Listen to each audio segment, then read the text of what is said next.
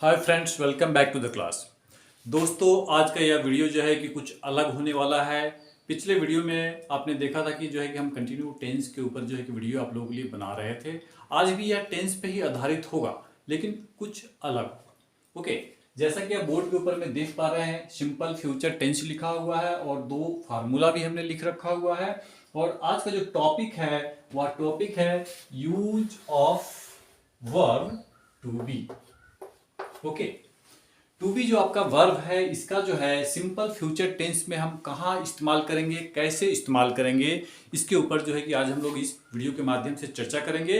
और इसके ऊपर आधारित कुछ सेंटेंस को लेंगे और उसका हम हिंदी से अंग्रेजी में ट्रांसलेट करके आप लोगों को बताने का प्रयास करेंगे। ओके, अगर आप इस चैनल पर पहली बार हैं तो मैं रिक्वेस्ट करूंगा कि आप तुरंत इसे सब्सक्राइब कर लीजिए और साथ ही साथ बेल आइकन को दबाना ना भूलें, ताकि जो है कि हमारे नेक्स्ट वीडियो का जैसे हम अपलोड करते हैं तो आपको नोटिफिकेशन मिलेगा and you can watch them on the right time and you can keep your learning continue. तो वीडियो के अंत तक जरूर बने रहिएगा। आइए क्लास को आगे बढ़ाते हैं।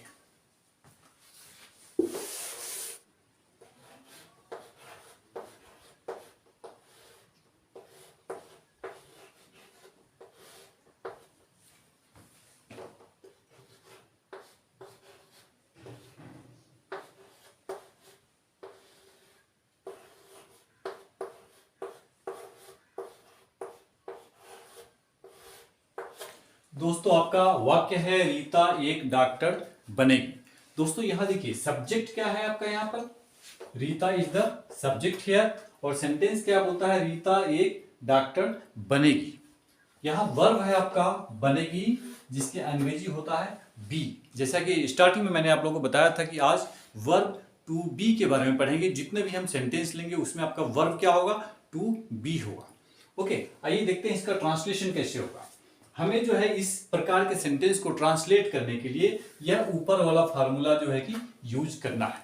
ओके, सबसे पहले हम सब्जेक्ट को लिखेंगे। सब्जेक्ट क्या है, रीता। हमने रीता को यहां लिख दिया। देन हमें सेल और विल में से सेलेक्ट करना है। रीता के साथ में हमें विल लगाना होगा। विल के बाद हमें वर्ब लिखना है, मतलब टू बी जो आपका वर्ब है उसका यूज जो है कि विल के जस्ट बाद में होगा। ओके, तो टू बी नहीं लिख करके हम सिर्फ बी लिखेंगे। ओके, रीता विल बी क्या, एक डॉक्टर बनेगी। Rita will be A doctor. दोस्तों, आपका यह सेंटेंस जो है कि ट्रांसलेट हो चुका है और बनता क्या है, Rita will be A doctor. Rita एक डॉक्टर बनेगी। ओके, इसी सेंटेंस को आप नेगेटिव भी बना सकते हैं और यहां हमने नहीं लिख दिया और आपका यही सेंटेंस जो है नेगेटिव बन चुका है, रीता एक डॉक्टर नहीं बनेगी। इस कंडीशन में हमें इस दूसरे वाले फार्मूले को यूज करना है। दूसरे वाले फार्मूला में आपका बताता क्या है, सबसे पहले हम सब्जेक्ट को लिखेंगे। हमने रीता को यहां लिख दिया। इसके बाद में सेल और विल में से सेलेक्ट करना है। विल लिखा जाएगा जैसा कि आप पहले सेंटेंस में देख चुके हैं। और सेल और विल लिखने के बाद जस्ट बाद में हम नोट लिखेंगे, ताकि आपका यह सेंटेंस जो है नेगेटिव बन जाएगा। ओके, और नोट लिखने के बाद जो है कि आपको वर्ब लिखना है, देन ऑब्जेक्ट लिखना है। आपका वर्ब क्या है, टू बी है, हमें सिर्फ बी लिखना है, टू नहीं लिखना है। ओके, देन ए डॉक्टर।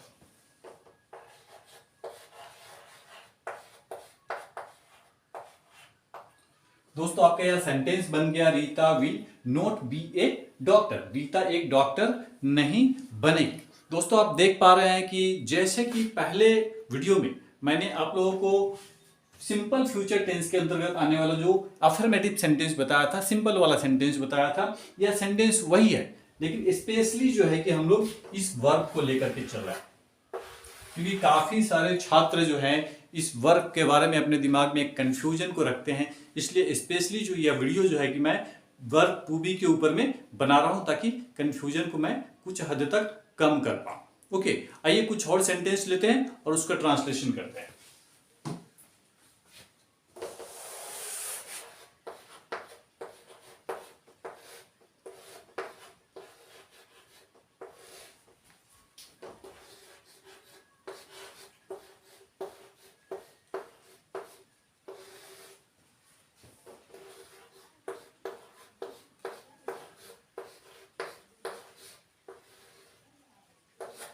दोस्तों आपका अगला वाक्य है तुम एक किसान बनोगे। यहां भी हमें वर्ब टू बी का ही इस्तेमाल करना है। सब्जेक्ट को पहले तलाशेंगे।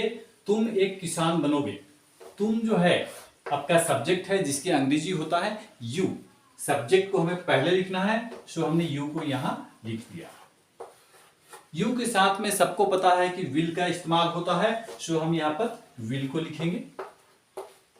ओके, विल लिखने के बाद हमें वर्ब लिखना है। वर्ब आपको पता है कि हम टू बी वर्ब के टॉपिक के ऊपर में काम कर रहे हैं, मतलब वर्ब हमारा बी है और बी लिखा जाएगा। ओके, अब सेंटेंस को एक बार फिर से पढ़ेंगे। तुम एक किसान बनोगे। You will be a farmer. दोस्तों आपका यह सेंटेंस बनता है you will be a farmer. आपका यह सेंटेंस जो है कि दोस्तों हिंदी से अंग्रेजी में पूरी तरीके से ट्रांसलेट हो चुका है। आइए इसको नेगेटिव बनाते हैं और उसका ट्रांसलेशन करते हैं। तुम एक किसान, यहां हमने नहीं ऐड कर दिया। आपका सेंटेंस हो गया तुम एक किसान नहीं बनोगे, नेगेटिव हो गया है। हम सेकेंड वाले फार्मूले को यूज करेंगे। ओके, सब्जेक्ट को पहले लिखेंगे, यू को हमने लिखा, विल को एज इट इज लिखेंगे। विल के जस्ट बाद में हमें नोट लिखना है। हमने यहां नोट को लिख दिया। नोट लिखने के बाद में हमें वर्ब लिखना है और वर्ब के जस्ट बाद में ऑब्जेक्ट। ओके, आपका वर्ब क्या है? बी है। Okay, then a farmer. दोस्तों आपका यह सेंटेंस बनता है you will not be a farmer. तुम एक किसान नहीं बनोगे। दोस्तों आप देख पा रहे हैं कि बहुत ही आसान है। अगर किसी प्रकार की कंफ्यूजन आप लोग के दिमाग में रहा होगा वर्ब टू बी के बारे में, तो मुझे लगता है कि इस ट्रांसलेशन को देखने के बाद जो है कि यह कंफ्यूजन आज पूरी तरीके से निकल जाने वाला है। ओके, शर्त यही है कि वीडियो के अंत तक जरूर बने रहिएगा। कुछ और सेंटेंस को हम लेंगे और उसका ट्रांसलेशन भी इसी प्रकार से करके मैं बताने वाला हूं। ओके,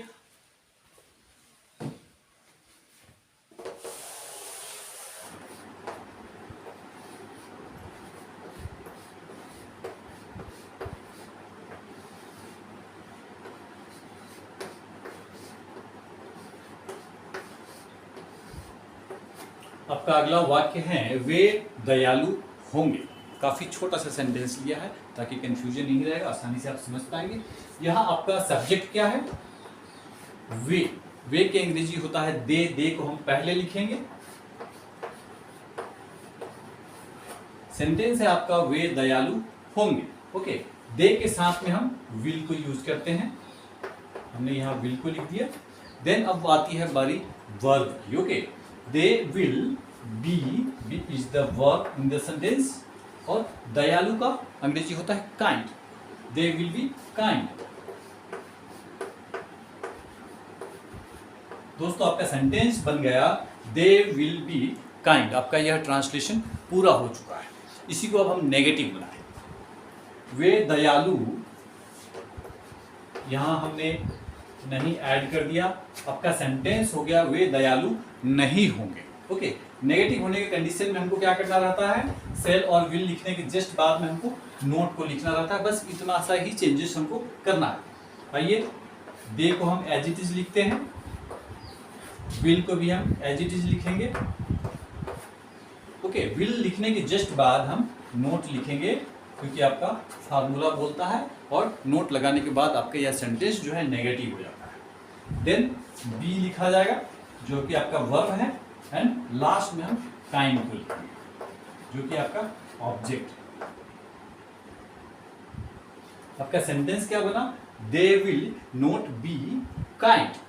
वे दयालु नहीं होंगे। ओके, दोस्तों आप देख पा रहे हैं कि कितना सिंपल तरीके से, बहुत ही आसान तरीके से जो है कि हम लोग वर्ब टू बी के साथ में जो है कि आगे बढ़ रहे हैं। टू बी को इस्तेमाल करते हुए हमें जरा सा भी कहीं भी दिक्कत नहीं हो रहा है। मैं उम्मीद करता हूं कि आप लोगों को भी कहीं आज के बाद दिक्कत नहीं हो। ओके, आइए कुछ और सेंटेंस लेते हैं और उसका ट्रांसलेशन करते हैं।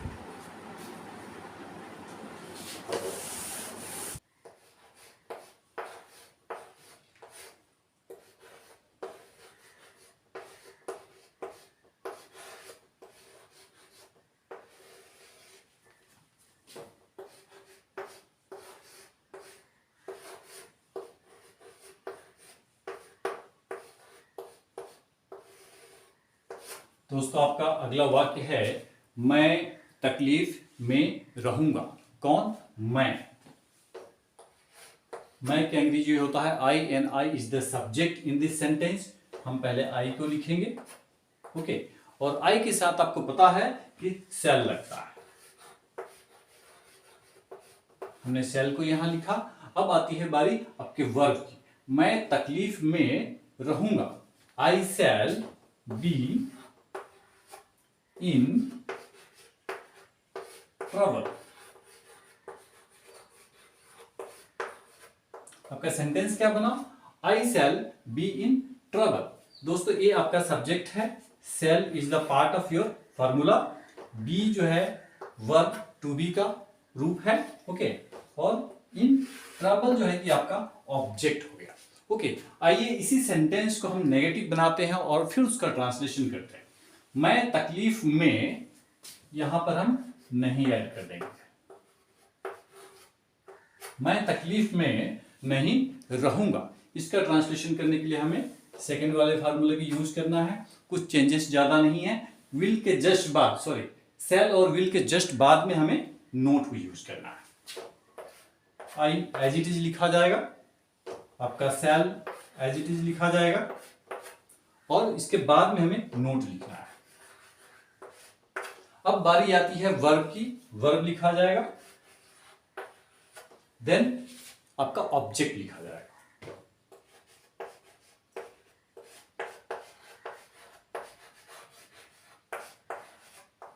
आपका सेंटेंस क्या बना? I shall not be in trouble, मैं तकलीफ में नहीं रहूंगा, ओके। दोस्तों बहुत ही सिंपल है, कुछ रॉकेट साइंस नहीं है, जैसे कि बार बार मैंने कई वीडियो में यह शब्द जो है कि इस्तेमाल किया है, ओके।